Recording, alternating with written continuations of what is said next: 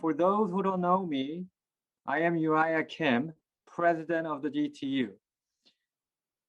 Thank you for joining us today for the unveiling of the most significant collection of sacred artifacts within the GTU's halls. These works, collected by the Lanier Graham family, are a graphic representation of the sacred sensibilities and artistic expression that have flourished in cultures and countries all over the world.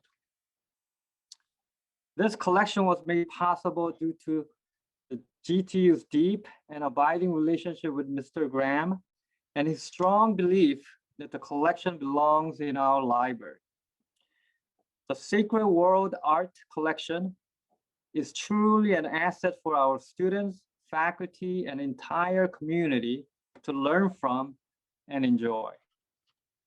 I'm also pleased to welcome GTU's former president, Riess Potterveld, to whom we owe an enormous debt of gratitude for his role in bringing this incredible collection to the institution. Riess will talk more about how this came about, but before I hand this over to Riess, I want to thank all of our collaborators who worked diligently for months to bring this collection to a digital format, where it is now available for all to view. Obviously, Mr. Lanier Graham, for choosing the GTU as the steward of his lifetime work in collecting these valuable teaching artifacts. David Snyder, the GTU's archivist, who has provided expertise on the history and significance of each piece, as well as the online cataloging of the collection. Sephra Markson, the GTU's Vice President for Marketing and Enrollment Management, for her oversight and project management in getting all the pieces to fall into one place, collectively and on schedule. Benjamin Heller, who is responsible for the amazing photography, reproduction, and video elements you will see today. T324, the GTU's website consulting group, who created the microsite, which is housing this collection. And finally, Jess Jones, GTU's doctoral student and our event manager, who is responsible for facilitating today's online reception. Now I turn the meeting over to Riess. Uriah, we thank you for your visionary leadership. These are difficult times for higher education, and we appreciate all the things you're doing to energetically adapt the GTU to the current situation in higher ed. Welcome to all of you who have joined us today. This is really the intersection of art and religion. And the Graduate Theological Union has been active for almost 60 years now. It's focused on the normal domains of religious study, sacred texts and their interpretation, theology and ethics, the practice of religion, and the historical and cultural studies of religion. And within that matrix of study, there's also some deep currents that flow through. And one of those is the field of art and religion. We have had a Center for Arts and Religion and Education for decades now. It is now part of the GTU. And there have been scholars, faculty members, and friends of the school who have been very important in developing the attention to art and religion. I can think of Jane Dillenberger and Doug Adams, Ron Nakasone, Michael Morris, Devin Zuber, Elizabeth Pena. You can kind of have a long list of people who were really deeply committed to this area of study. One thing about art and religion is that in addition to texts and scholarship, there is, of course, the importance of material culture. Most religions, whether they're indigenous or major religions, have produced all kinds of aspects of material culture. We think of sculpture, of course, and ceramics, painting and design, adornments, and special clothing. The list kind of goes on and on. And it's true that in most cultures, there has been many, many artists who have devoted themselves to producing art forms that both reveal the religiosity, the religious ideals and ideas, but that also are remarkable works of art in and of themselves. Several years ago, as Uriah mentioned, Lanier and Gloria Graham entered the picture. As Uriah said, Mr. Graham had, along with members of his family through 3 generations, had selected a wide variety of art objects that they had acquired and that they were interested in giving to an institution for the purposes of bringing them closer to people and creating a new kind of accessibility to these objects. Mr. Graham is interesting because he was both a scholar of religion, very knowledgeable in mythology and world religions, having taught in higher education as both a professor and lecturer. And he was also, in his other part of his vocation, a curator of art, having worked for the Fine Arts Museum of San Francisco, the New York Museum of Modern Art, and others. So that he brought both knowledge of the religions and a deep appreciation of aesthetics. So that what he chose for his collection, to most of us who saw it for the first time, deeply moving, profound. And if you were asked, which one would you want to take home, you would have 170 choices because they were so remarkable and unique, each one.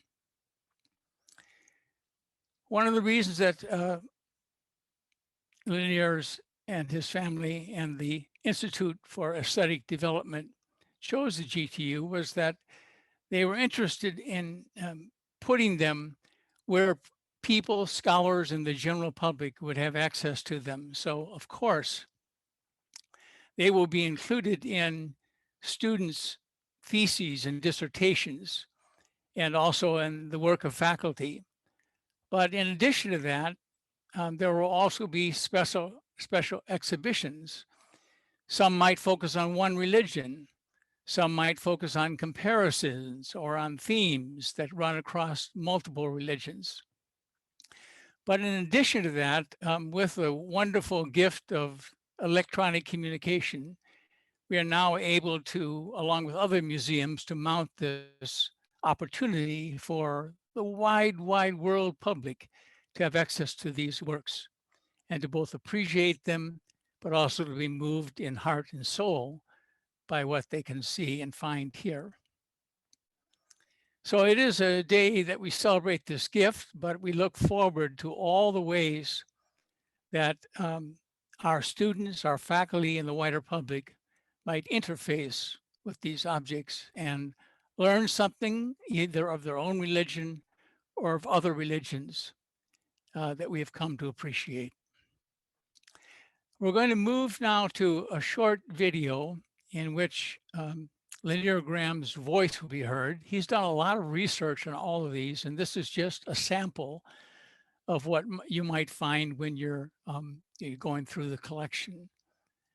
And this is on the Pearl of Wisdom.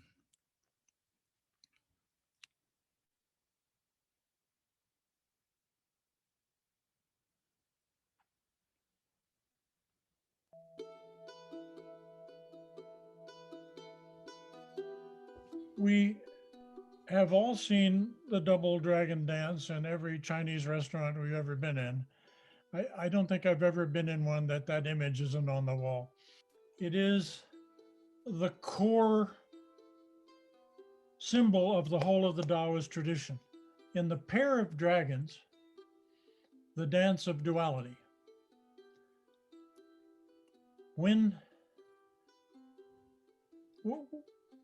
What are they reaching for? What are they aching for? If you look at some of their eyes, the eyes of the dragons often bulge with their passionate lust for touching that flaming pearl. Why? The two-ness is the duality which can disappear when you touch the light. When the dragons reach the light, duality goes out of sight. So that's the quest. That's what you're reaching for. You're reaching for the light. As Master Chi said to me, the flame is not because the flame is on fire. It's because the pearl is light itself. It's the light of awareness.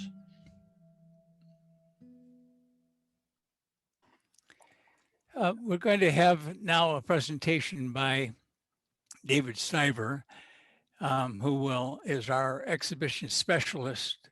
I just want to say a little word here, both about David and also Clay Edward Dixon, who is the Director of Library Services. A project like this could not go forward without senior members of the library having caught the vision of their work as more than just books and journals, but the complete compilation of all sorts of objects and media and archival collections, special collections that have broadened the work of the library and made it really a hub, a center of information and knowledge and curatorship. And David has been instrumental in this whole project, and we thank him. Thank you, Riess. It's really a joy to see you again, and thank you for your kind words. Welcome everybody to the virtual exhibition of the GTU Sacred World Art Collection. This, I have to say, is probably the most beautiful website I have ever worked on. And the photography by Benjamin Heller is really exceptional. Also, I encourage you to watch the introduction video. It provides an excellent welcome to the entire collection. The ultimate goal of the collection is to help teach and to help in the understanding of sacred and spiritual objects from many different religions and cultures. At the best, as one of the local Jesuit professors, Eddie Fernandez, said at the faculty lecture last fall, if a picture is worth 1,000 words, art can convey what mere words cannot. And that's really at the heart of this collection. The initial plan for the collection was that after it was properly cataloged to share it, to make it available and share it with the students and teachers at GTU and the community.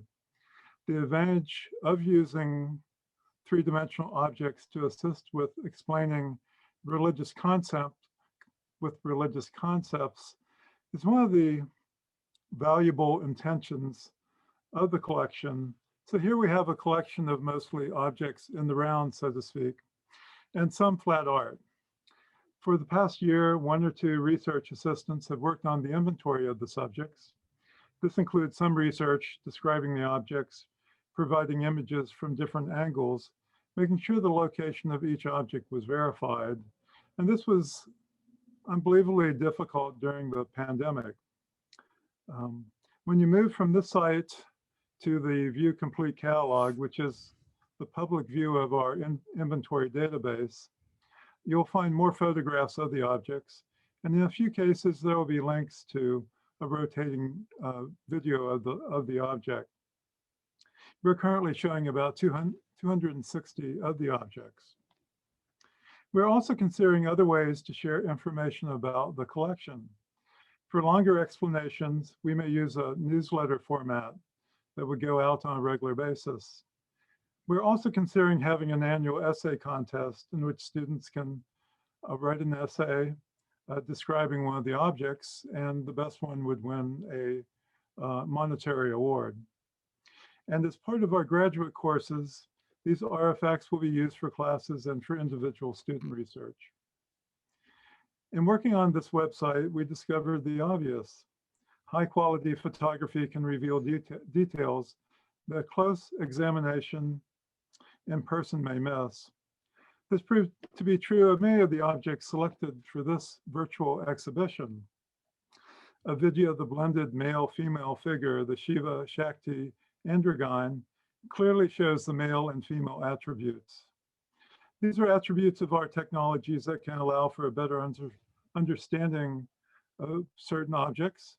And especially in a virtual world, these are helpful for knowing better what we are seeing. I believe the site is self-explanatory. Here are a few suggestions, and I'll go through a couple steps in a moment. If you need to go back or move to a different collection, use the main menu in the upper right-hand corner. Click the X and the menu will collapse to the edge. In navigating to the collection object catalog, the View Complete catalog, once you get there after viewing the object, you can explore further, but then to go back to this site, it should be available in your browser. So here, just a few examples. This goes away and comes back. And the one object I was talking about then for Hinduism, this was the Shiva Shakti Androgyne that I talked about. And then to view and catalog, it goes to this site. There are more photographs of the objects. The explanation is probably the same, but sometimes there's a link to an additional video. Unfortunately, with this program, you can't, it's not a live link, but you can copy and paste it into your browser and it will work just fine. And let's see if I can get out of here. And then to go back, it's best just to go back to the site in your browser. So thank you for being here and thank you for your attention. I think we're going to invite our guests to utilize the site and spend some time. So obviously the breakout session was too short. We were just getting into the conversation. But we scheduled for 30-minute reception and we're at the end. I want to thank everyone for coming today. Please tell your friends and family about this fabulous exhibition. And I hope you will continue to visit and use this microsite for your pleasure and education. Please know that when the pandemic restrictions are lifted, you can also visit the library and view and handle the artifacts in person. All the artifacts are available for in-person viewing, although there are 2 sub-collections that are highly restricted. Please come and find out which are more restricted than others. And I hope to see you again in person very soon. Bye-bye, everybody. Thank you. Thank you, everybody. Thank you. Bye, everybody.